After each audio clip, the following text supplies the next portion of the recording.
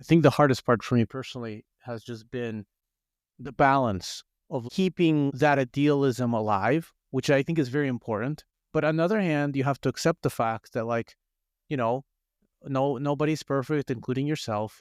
Shalom Aleichem, and welcome to Shtark Tank, the podcast about the challenges and opportunities of being a Ben Torah in the workforce. We have published well over 60 episodes with a huge variety of professionals from various industries. But I realized that one industry that is very popular in the firm world has not yet been profiled, and that is real estate. This week, we sit down with Aleksey Chernobelskiy to talk about his journey to Torah, his expertise within the world of real estate, and his hot take on renting versus buying a house. My name is Yaakov Wolf, and this is Shtark Tank.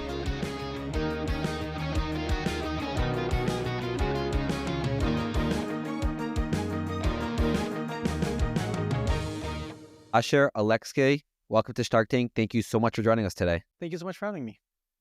So I don't usually ask this to start off our interviews, but maybe just for our listeners, how do you pronounce your last name? You don't.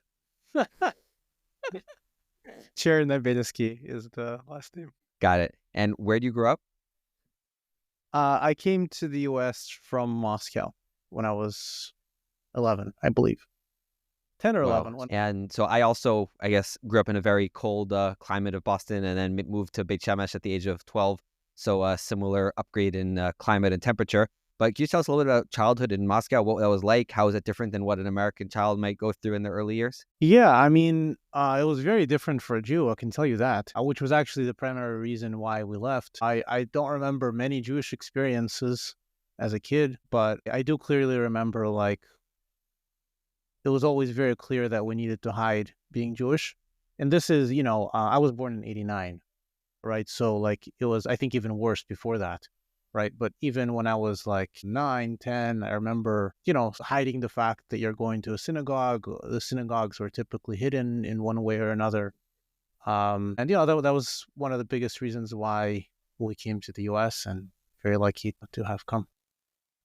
Very nice. And then you moved to Arizona. So we actually have a quite a nice contingent of Shtark Tank listeners from Phoenix. So can you tell us a little bit about the community, what it's like, what type of mini Torah there are there? Yeah, I think it's like a very mixed community. I mean, I think it started pretty out of town. I think it still is out of town, but especially during COVID, I think our shul doubled in size just based on people moving from California, moving from New York, and it's a wonderful community. We have schools of all sorts, different types of levels of learning, levels of secular education, and ton of restaurants for those that need it. And you sort of like the infrastructure is actually, I think, a lot more advanced than people think when, random person in New York thinks of Phoenix. I think they might be actually pretty surprised when they check it out. Awesome. And can you tell us a little bit about your journey to Torah mitzvahs? It's not something that you grew up with, but it's something you came to later in the life. So can you give us maybe a brief overview of how that developed? Sure. Yeah. I mean, basically, I guess the shortest version I can give, and then happy to answer questions, is I was not Torah observant at all and almost barely knew what Shabbat and mitzvahs were. When I got to college, during college, I was introduced to Judaism through an organization that used to be called Jewish Arizonans on Campus. Now I think they've rebranded to Olami Arizona, I believe, Rabbi Brumer specifically, and the Rebbitzin. And, they, through a mixture of their rabbis that were on campus, introduced me to what Judaism is. That ultimately led me to check out Israel. It happens to be that I went to Israel originally just for a week. For like a month to basically check out what's happening out there, so to speak. And I actually went to work as well and extended my trip. But this was prior to going to Cambridge. So after college, I got into University of Cambridge. The plan was to spend, I think this was February. So I guess call it 6 months, spend 6 months in Israel, working mainly, and then go to Cambridge. And what ended up happening is I got introduced to, the amazing institution of Machon Yaakov. Machon Shlomo is like a related institution. Rabbi Gershenfeld runs both. And so I was like really taken aback by the type of people that I met. Yaakov, it sounds, probably sounds funny to most people, but like when I got to Israel, I just assumed that being religious meant being a rabbi. But that's really all that I saw. In Russia, primarily, and also in Tucson, which is like a really small city. I didn't grow up in Phoenix. I grew up in Tucson, which is like 2 hours south. And so, I just like saw myself as a working person. And as a result of that, I almost ignored Judaism for a while because I thought it wasn't for me. Like I didn't want to become a rabbi, right? When I got introduced to Machon Yaakov and Machon Shlomo, I realized that, like there's a ton of professionals that are also religious.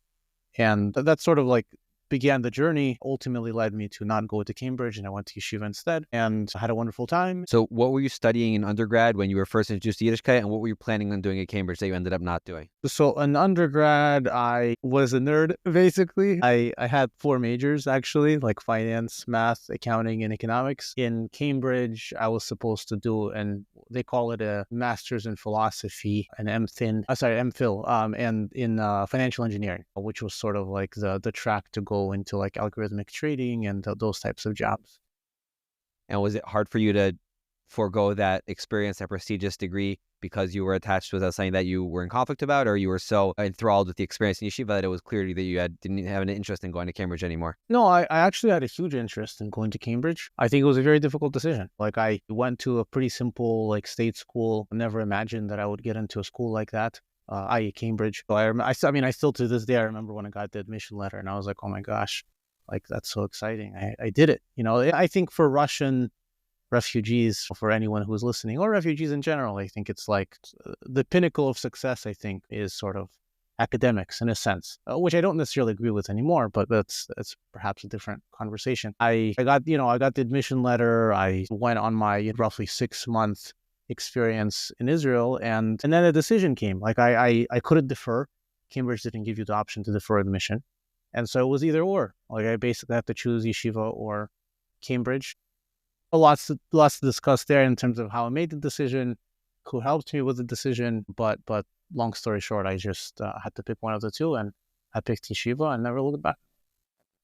Got it. And I would love to hear more about the dynamic which you described earlier very beautifully and very interestingly about the perception that you had that to be frum meant to be a rabbi, and how you were able to sort of broaden that out when you were able to come to Yeshiva, because even though someone who comes, from a frum background wouldn't necessarily say it as starkly as you did, but there is something in the minds of, in the hearts of many of our listeners, which says, the real B'nai Torah, they're the ones who are Yeshiva, they're teaching, they're Rebbeim, they're on the pulpit, and everyone else, there's something, they're not exactly top to the top. So can you talk a little more about that journey of yours? Yeah, it's interesting. I think I'm still growing in that journey, Yaakov. That's the truth. I think back in the day, as you've pointed out, I just had like this notion that anyone who is religious is a rabbi, which was obviously wrong. And that got knocked off pretty quickly as soon as I met doctors and attorneys and investors and whoever else that wore a kippah and upheld Torah standards, right? And that's sort of like what triggered my journey in many ways to yeshiva. After leaving yeshiva, I still struggle with this a bit. What is the ideal for a Jew? Like the day to day, personally, I wonder, like I run my own business and I struggle with this. Like I learn probably like an hour and a half every day, but the question is that enough? Right? Should I really be learning more? Should I, as you said, perhaps the goal should be you learn 6 hours a day and the rest, you make enough money to make your bills work, so to speak, and that's it. So I'm not sure that I have it figured out. You remember any of those original sort of role model B'nai Torah that you ran into or encountered that are you still in touch with any of them? Have they been able to guide you, obviously having that relationship with those who are actually B'nai Torah in the workforce, as you sort of open off by saying, can be very helpful. So are there any of those that made a big impact on you? So many people. The first two obvious names that I'll give you, Yaakov, is Tom Steinberg, who went to Machon Shlomo. He lives in Harnof. He used to work for the Tisch family, extremely like professional, brilliant person, but also just like an Ehrlich Yid, and very learned as well, and takes Torah extremely seriously. And the second I'll mention is Rabbi Jacobs, who actually started Machon Yaakov after going through like a very successful banking career, and basically giving it up in order to start a yeshiva. That story alone was like, whoa, like why would you do that? That's crazy. Why didn't you just continue on Wall Street? And so a lot of those sort of, again, those got me into deeper discussions, and then I started meeting a lot of the alumni of the two yeshivas. Also started meeting some of the current students when I got to visit the campus, if you can call it that. It's a pretty small place. And I was just like floored. Like there was like very serious, smart, bright people taking off a year or two to basically I don't know, upgrade their life. Maybe that's the right way of saying it. Well, so you deferred from Cambridge. So what was the next step for you after yeshiva, embarking on your professional journey? You also mentioned you were sort of working already beforehand, so you had some work experience. So maybe tell us a little bit about how that came about. Yeah, I did have some experience, not a ton. I would call it like internship type experience. It was like the roughly 8 months that I was at, or maybe 6 months is probably more accurate, that I worked for like a quantitative hedge fund out of Ramat Gan. Migdal Moshe Aviv. I still remember it. That was the building. I had a phenomenal boss, by the way. Eitan Galam, if you're listening to this, that's you. I think the journey afterwards was interesting. There's actually a lot to share.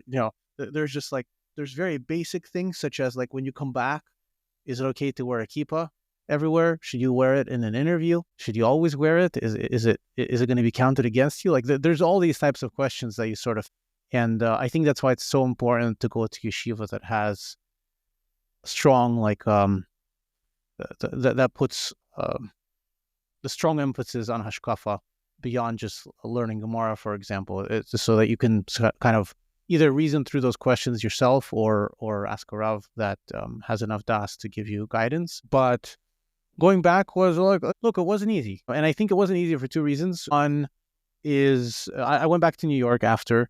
Number one is just the world outside of yeshiva is different, right? And we can talk about that if you'd like for some time, but it hits different. You're like observing people and perhaps you realize that the people that you were surrounded with in yeshiva were just like of such a special caliber, right? And you have such high expectations of how people should conduct themselves, right?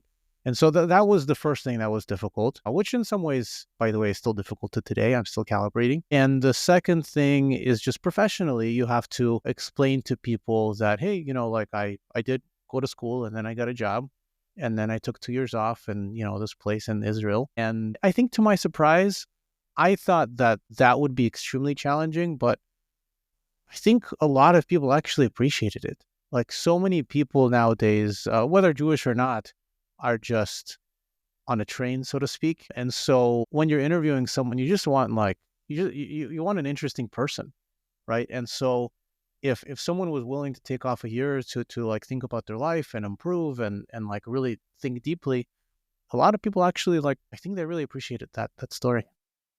Wow. Yeah, it's actually interesting. I once heard an interview with a Division I college coach of some sport. It might have been lacrosse even. And he once said that he doesn't like players who come to him saying they've only been focusing on lacrosse for their entire life. I guess not just because it's boring, but you can get like, it's not healthy necessarily for a young guy to just be like, all in, to have that sort of broader interest and to broader life. I guess it's just a healthier, holistic lifestyle versus someone who's just, as you said, like on the train, on the very narrow path without too much diversity in it. Can you point, if you were talking to your boss or to someone you're mentoring, like to results or specific outcomes that come from that broader diversity, even just beyond yeshiva? Yeshiva is obviously important, but just like to speak to that broader phenomenon of having a little more of a richer background that you can bring to the office and bring to your professional life. I have a ton of examples. There's like different types of examples. I have stories of all sorts. Just coming back. But I think a simple example is like, I think it's very difficult for a person to not have like a higher purpose to think about. I think naturally, I mean, I'll just speak about me personally.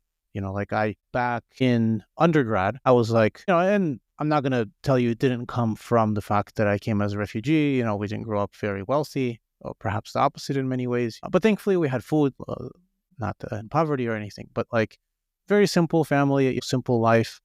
And I sort of earned for I want to do big things, make a lot of money, right? But I never had a reason for it. Meaning it was just like money for the purposes of money, right? For the bigger house, at some point I really wanted to buy a beachfront house for my parents. That was sort of like the goal. And then you go to yeshiva and you're like, well, there's a bigger world out there, and that helps you sort of like refine why you're working 10 hours a day or 15 hours a day, whatever it may be.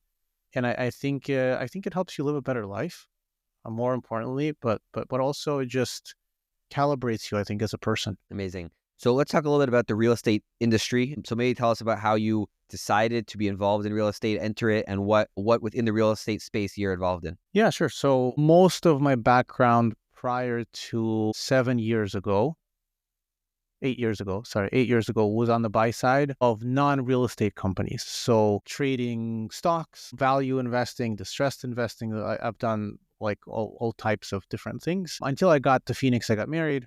When I got to Phoenix, I landed at a place called Store Capital, which was at the time a public company, and now they're private. And there, I had a really unique experience. I ended up leading a 20-person team, which underwrote all the transactions that came in, and also managed.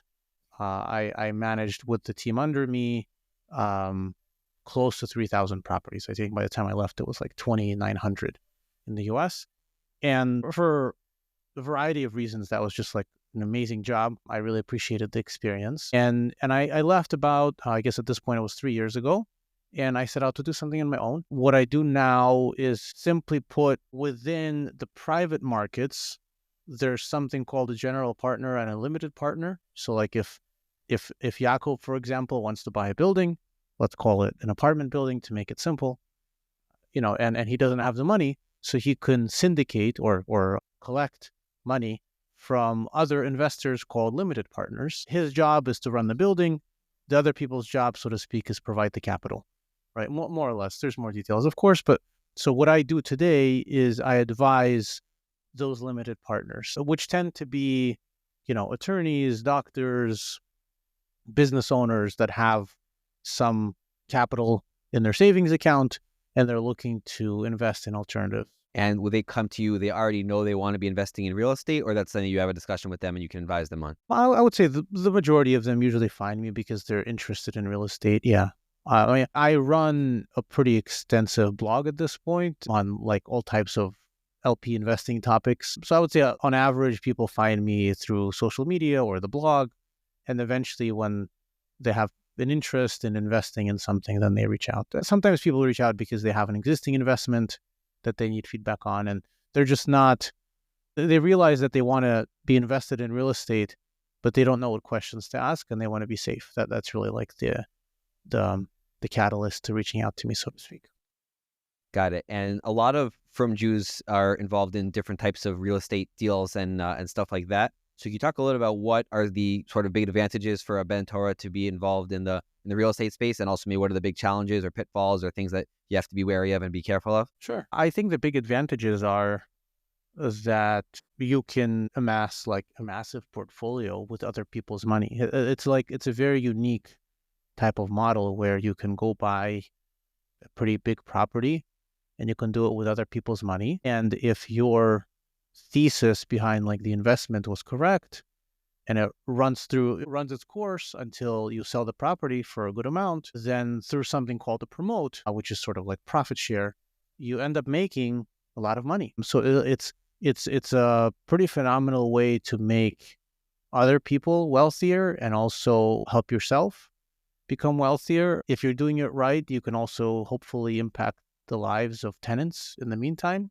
So it's a very unique profession. I would say, just quickly though, what I'm describing now is the principal side of real estate, which involves raising money from other people in order to buy something. But there's a ton, literally thousands of other jobs outside of principal investing. Like you can go into real estate software, prop tech, brokerage. There's like endless amounts of options.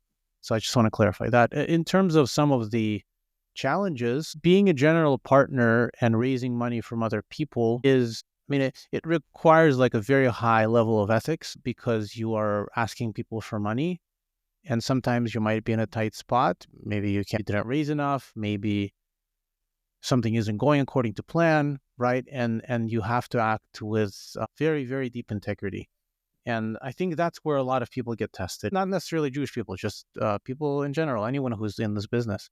And that's I think that's clearly the biggest challenge, because you as a GP, I can get into this more if you'd like. I just don't want to over analyze the situation for for folks that are listening. But a GP essentially is like double levered. In other words, you have a bank that's lending you money. They get paid first. On top of that leverage, there is the quote unquote, I'll call it leverage, of the preferred return that you are promising your investors. And even though that's called equity, you don't really make much until you make them whole. And so therefore, it's a pretty risky venture, right? It's actually pretty difficult to run a GP and do it successfully. So high risk, high reward, I guess. And are you yourself involved in you said you're currently mainly advising. Do you also have sort of skin in the game? Are you also maybe a higher risk tolerance than others? Yeah, I don't raise money from others. The biggest primary reason for that is at least for now, I think it's a big conflict. I can't advise people on deals, but also say, hey, I just gave you feedback on that deal. Hope you enjoyed it, but I also have something to sell you myself. That just presents conflict of interest that I'm not sure that I can overcome. So I just don't do it. Got it.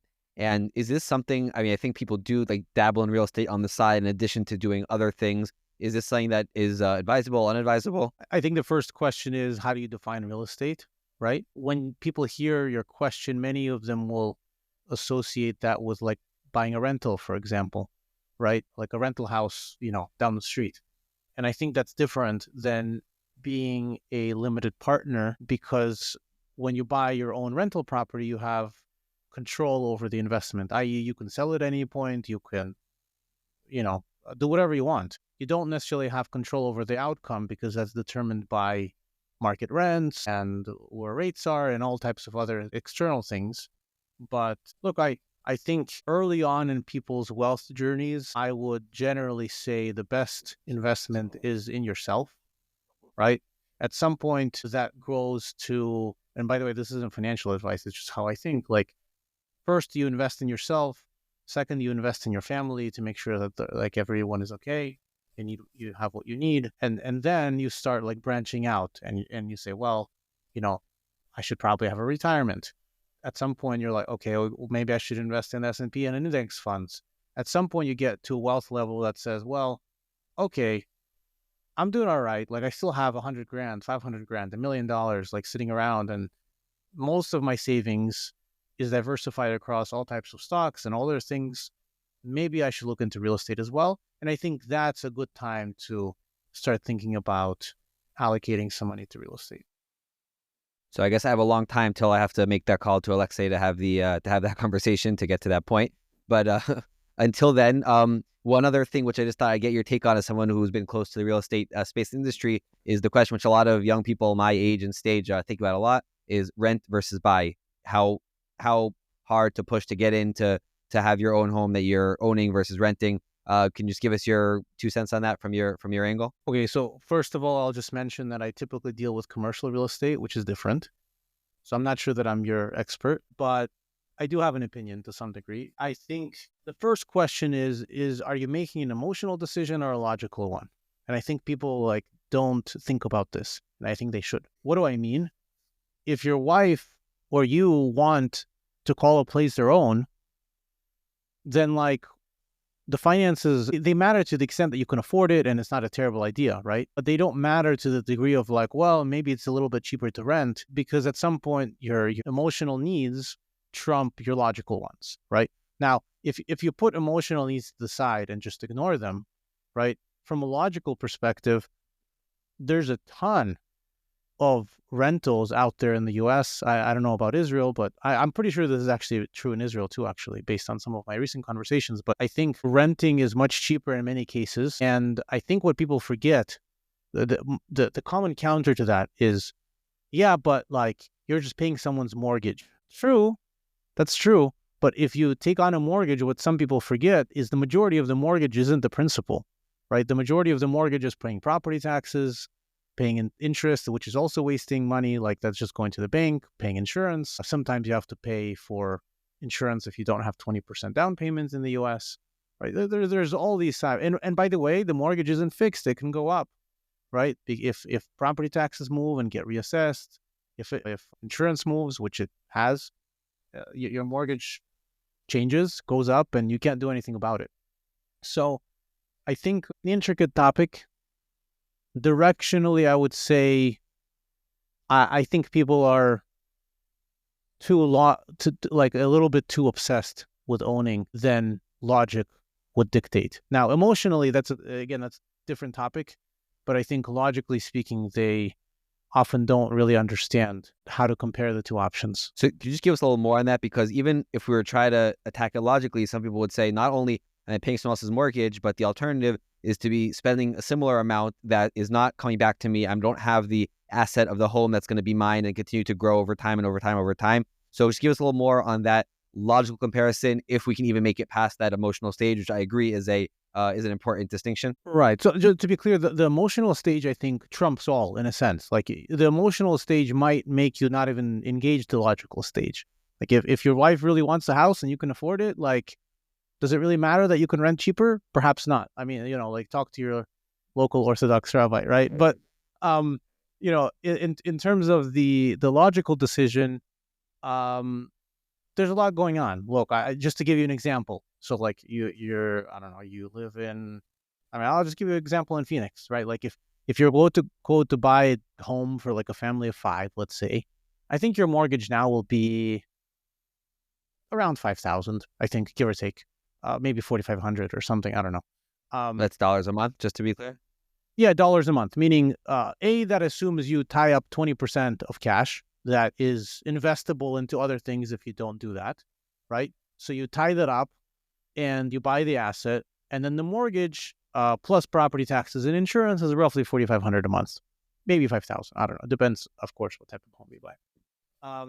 And then you look around and you're like, well, what are my options for renting? And you realize that renting costs 3,500, let's say. And you're like, yeah, but that's $3,500 that I'm just throwing away, right? And my point is that's just not true, because once you dissect the $5,000 or $4,500 per month in the mortgage payment, you are likely paying a lot more than $1,000 to property taxes, insurance, and interest, which all three of those are just literally waste of money. They're not helping paying down your loan. And I think the last thing I'll just mention is there's a big notion that like real estate prices always go up over like a very long term. That's generally true. There's a ton of counterexamples, right? And the worst thing that can happen, you get into a situation where you're forced to sell during a downturn. In other words, you buy a property, you put 20% down, prices drop, and in 5 years you sell and don't make any money back. Just people don't understand that like that's a possibility, but it's how the math works, right? So like if you're holding a mortgage for 30 years, then I think you reasonably would assume that you'll be fine and you'll just pay it down and you'll be fine. And over a long period of time, sure, like prices will increase to some degree, right?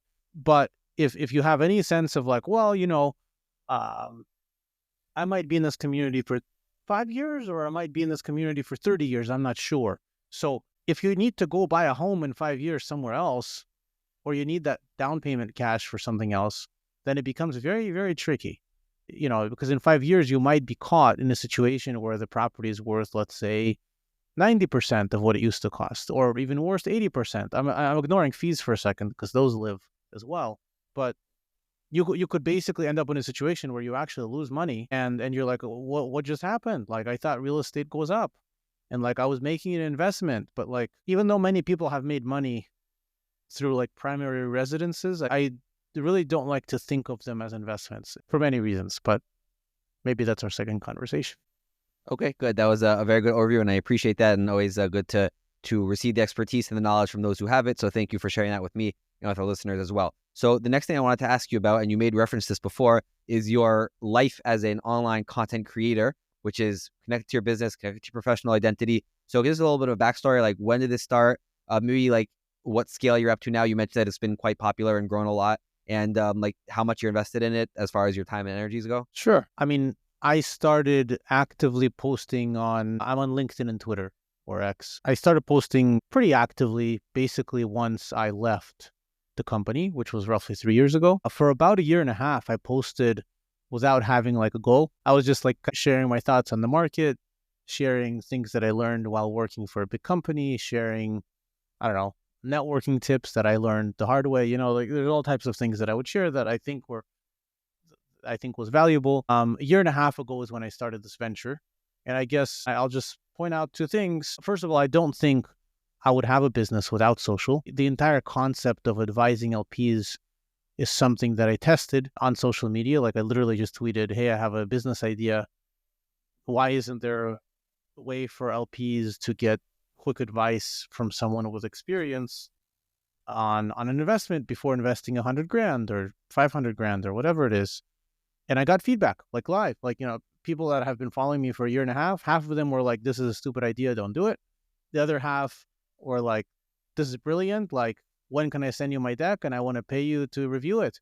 And I heard both sides and I decided to launch. And so on the back of that and on the back of social between LinkedIn and Twitter is like really the backbone of my business. Like I don't do any advertising at all. And I sort of think about my social presence as advertising at scale and creating relationships at scale. For context, one of your questions was, how far has it grown? I'm at, I think, give or take 25,000 followers, I think, on Twitter. And I think 22,000 and change on LinkedIn. I also write weekly lessons or tips for LPs. And that blog is up to a little bit over 7,000 as of today, followers or subscribers, whatever you want to call them. And yeah, I mean, this is how I think about it. I do think, just quickly, and I'll obviously happy to take any questions, but as much as social is like all the rage, so to speak, I actually think it's a very difficult decision to decide whether you should do it or not. I think it has a ton of benefits, but also a ton of drawbacks, which I'll just quickly connect to your earlier point of time. Probably spend like 3-ish hours of my day on average on social. And this has happened for the past 3 years, right? And so like, if you think about the time, has it been efficient? I'm not sure. Like, I think so. Like I wouldn't have a business without it. But at the same time, it's not all efficient money, all efficient time. And there's definitely drawbacks from just being public facing, number one, sharing your ideas in public, number two, answering to people that have questions, and then so on and so forth. And just, I guess, to pick up on that point of being public facing, it's an interesting point and maybe one that people don't think about. They would always, dream of having a brand and having a stage and having a platform and having the recognition that comes with it, but they don't necessarily think through the dangers of that, the drawbacks of that. So can you open up a little bit about how you have experienced those darker corners of fame and online celebrity? I mean, first of all, I don't think I'm qualified to comment. I don't know, but I guess I'll start with a statement. I saw someone post this, and I think there's a lot of MS to it. Someone said there's 3 steps of wealth. The first step is when you have a LinkedIn. Sorry, you create a LinkedIn. The second one is where you're active on LinkedIn, and the third step, and meaning the highest step of wealth, is when you get off of LinkedIn. Right. And I think there's a joke in there, but I think there's a lot of MS, as I said, which is that I think at the core, and I'm not a rabbi, but I think this aligns with Jewish philosophy and Torah thoughts, which is that ideally you shouldn't be so public. You should have tznius, right? And you should do the right things in private and sort of run your life that way. The problem for me personally is if I don't do it in public, so how can people find out about me, right? How can people find out about my services? So an obvious solution is advertising. It happens to be that I haven't done any advertising, and I might. But right now, my form of advertising is posting interesting things on LinkedIn and Twitter, basically. Right. And so you have this following, and basically that's sort of your front door, and you're bringing customers that way. You also have a podcast as well, right? I do. The podcast is linked to the blog. I have the newsletter, LP Lessons, also has a podcast, and I usually push out an episode once a month. It's a very niche type of podcast. I haven't made it public yet. Yeah. Okay. The last thing I want to talk about, going back to what you described earlier about your journey as a Ben Torah, coming back to Yiddishkeit. So I do want to go back to that for a moment. Some people, most of the people who I know, so the big challenge of going out from yeshiva to work is that, well, if you grew up in the relatively closed and comfortable yeshiva system, Jewish day school system, so you're in a Jewish bubble more or less for your entire life, and then you go out to work and you're sort of shocked and have to deal with that transition. But for you came from that outside world, right? You weren't a stranger to that, but you did mention it still was challenging for you coming from yeshiva and then being re-exposed. So can you share a bit about how you dealt with that and what that was like for you? Yeah, I mean, I'll tell you a story. It was a fun one. In between, I think it was actually the summer before my first year of yeshiva at Machon Yaakov, I got into like a summer program at Yale. And I guess I'll keep some of the details private for obvious reasons, but I'll share enough to make my point. So I went there for a summer. Like I flew out from Israel, landed in Connecticut, and I got to the front desk. And one of my biggest problems at the time on the plane, I was thinking like, do I wear my kippah? Do I not? Like, what am I going to do for food? Like, do I really keep kosher yet? Like I started a few months ago, but it's so easy in Israel. Like maybe in Connecticut, I shouldn't do it. Like, I don't even know if there's kosher restaurants, right? Like pretty basic questions for like someone who was, I guess, like 3-4 months into trying to keep kosher, right? And obviously doing it in Israel is much easier than in the middle of New Haven. So I got to the front desk. And before that, I ultimately decided, you know what? Like, I'm just going to wear my kippah. I think it's going to be fine. Like, it is what it is. We'll see what happens.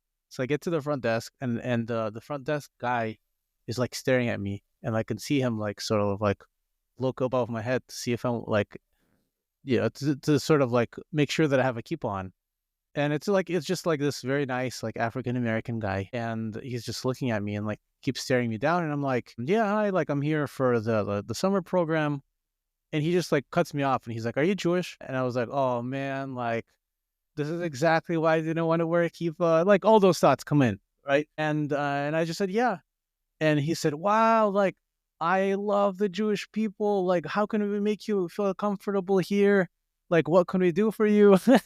And whatever. Long story short, he ended up giving me, I think, like $1,000 gift card or something, which I used at like, apparently there was a cafe there and it was open, and like I was like as comfortable as it gets, and it was covered by them. It was crazy. So my point being is like, there's probably some exceptions to this, but I think by and large, I've just learned that if you're proud to be Jewish, you're tznius about it, but you're proud.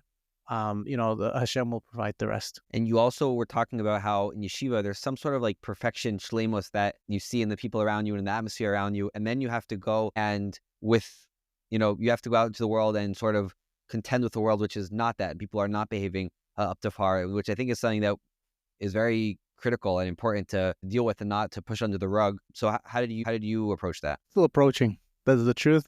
Yaakov, I'm still very much approaching and trying to figure out what's right. I think maybe where I'll start is sort of like one of the big challenges of becoming a Baal Tshuva is, I was very lucky in that I had 2 years to spend in yeshiva, and that sort of helps you develop a barometer. I don't know if that's the right word, like, but a system, so to speak, of figuring out what MS looks like. Meaning, what is a Torah Jew? What is a Ben Torah? How does that look like? And like all of those things you never saw 2 years ago. You have no idea. But through going to yeshiva and hopefully being surrounded by the right people, you are surrounded by amazing individuals, and you start to form, whether actively or inactively, you basically start forming opinions of what Yiddishkeit should look like, right, in its ideal state. Once you come back to the U.S., as I said, and you pointed out, like, you're like, well,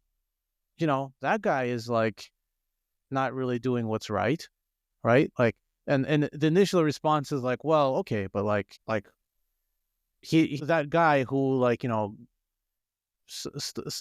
was from his whole life, for some reason he doesn't keep Shabbos. And that's like sort of like the first hit, so to speak, in your like psyche is like, well, how could that be? Like, why? How come? Like, I thought the frum world was, like, so refined and, like, everyone is thoughtful and everyone's nice. And then you realize, like, no, like everyone has their challenges. Sometimes, you didn't grow up the right way or whatever it may be, right? And you start to sort of broaden, I guess maybe that's the best word, is like you start to broaden your horizons of like some of the challenges that what people might face in order not to judge other people and right? Then you might see like, you might see someone do something unethical, right? But he davens every day and he has a great, beautiful family and he just made a bar mitzvah for the person last week, right? And like, man, he really steigs in the kollel, and you're and as a Baal Tshuva, again, like those things are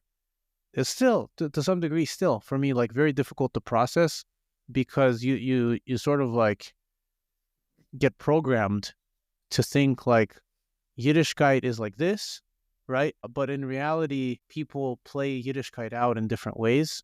And I think, what's interesting is I think the hardest part for me personally has just been the balance of like keeping that idealism alive, which I think is very important, right? Like the idealistic behaviors and people that you sort of became from with, and those ideas are extremely important because that's what brought you to Yiddishkeit in the first place, and you shouldn't leave them behind, right? But on the other hand, you have to accept the fact that, like, no, nobody's perfect, including yourself. People make mistakes, and maybe people act in ways that they shouldn't. And regardless of how people act, why is it your place to judge them? You should just move on with your life and not pay attention to it. And so um, that balance is, a work in progress, I'll just say. Right? It almost comes back to your very original point about your perception of the religious person being the rabbi. And it sort of reminds me of like, the children's books that we read as kids, the From Kids. And we, this sort of these perfect images of the tzaddikim who are all pure and holy. And on the one hand, I understand why it's important to start off the kids on a very basic level. But even like, the stories of the Chumash, if you read them as an adult or with a more critical eye, they're a lot messier than they were told to us as children. So I guess it's a question of sort of maybe having that original purity, but then being able to sort of account for the more complex dynamics of life as they go on. Yeah, and I think maybe that's a mashal nimshal, right? Like for life in general, right? Like I think as a kid, you sort of grow up with like this idealistic, pure vision, and as you grow up, you realize that life is more complicated than that, and you need to make money. And perhaps circling back to your earlier point, perhaps you're just not in a situation to learn all day, right? And that's still your tafkid. That's what Hashem wants from you currently, and you really have to blend those two worlds, right? And it's sort of things get complicated, and hopefully you'll work through them and resolve. That's very nice. Okay, let's go to our lightning round. 3 short questions, 3 hopefully short answers. We're here in the winter, and there are long Friday nights. So what do you like to do with the time that you spend after your Suda on the long winter Friday nights? I mean, usually I'm tackling my kids in bed. That's the honest truth. Yeah, I mean, I think I would be lying to say anything else. Like, I have 3 young kids, and it's typically hard to get them to bed and spend time with my wife. I can certainly relate to that as well. You mentioned before the importance of sort of developing as a Ben Torah, developing a hashkafa. Do you have a sort of favorite sefer that you go to have that, to sort of develop that sense of MS, that sense of Torah barometer? Yeah, I'd love to hear recommendations from people. One thing that has resonated recently has been Ben Torah for Life, I think it was called. I really loved that sefer because it's sort of, it definitely gave me a lot of perspective that I was missing.